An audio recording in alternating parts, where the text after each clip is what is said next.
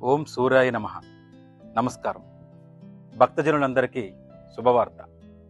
ఏ దివ్య సంకల్పంతోనైతే మన సంతబొమ్మాలి గ్రామంలో సూర్యభగవానుడి ఆలయ నిర్మాణానికి అడుగులు పడ్డాయో, ఏ భక్తి విశ్వాసాలతోనైతే ప్రతి రాయి పేర్చి ఆలయాన్ని నిర్మించుకున్నామో, ఆ మహత్తరమైన ఘట్టం ఆసన్నమైనది. జగత్కంతటికీ ప్రాణాధారమైన ఆదిత్యుని దివ్య తేజస్సు ఇప్పుడు మన చెంతకే చేరబోతుంది. శంకుస్థాపన నుండి శిఖర స్థాపన వరకు మనమందరం సాక్షిగా మన భక్తులందరి సహకారంతో నిర్మాణమైన ఆ ఆదిత్యుని ఆలయం ప్రారంభానికి సిద్ధమైంది. చీకటిని చీల్చి ఈ లోకానికి చైతన్యాన్ని ప్రసాదించే ఆ ప్రత్యక్ష దైవం సూర్యనారాయణమూర్తి ఆలయ ప్రతిష్ట మహోత్సవానికి భక్త కోటి జనులందరికీ సాదర స్వాగతం. శుభారంభం. మార్చి 10వ తేదీ మంగళవారం నాడు వేద పండితుల మంత్రోచ్చారణల మధ్య పవిత్ర జలాలతో విగ్రహానికి జలదివాసం గావిస్తూ ఆధ్యాత్మిక పర్వదనానికి అంకురార్పణ జరుగుతుంది.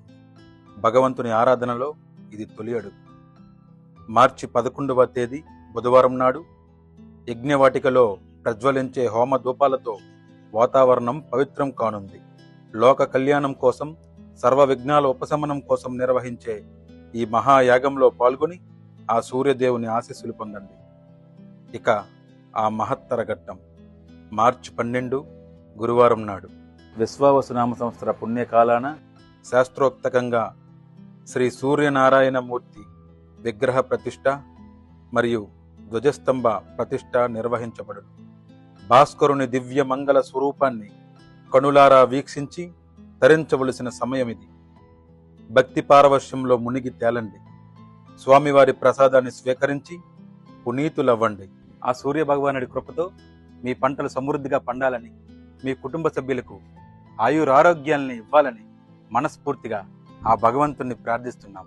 ఆ సూర్య భగవానుడి కృపతో మీ ఇల్లు పాడి పంటలతో ఆయురారోగ్యాలతో నిండిపోవాలని కోరుకుంటూ, ఆ సూర్య భగవానుడి వెలుగులో హనుమంతుని నీడలో మనమంతా పునీతమైన వేళ. భక్తులందరికీ స్వాగతం, సుస్వాగతం.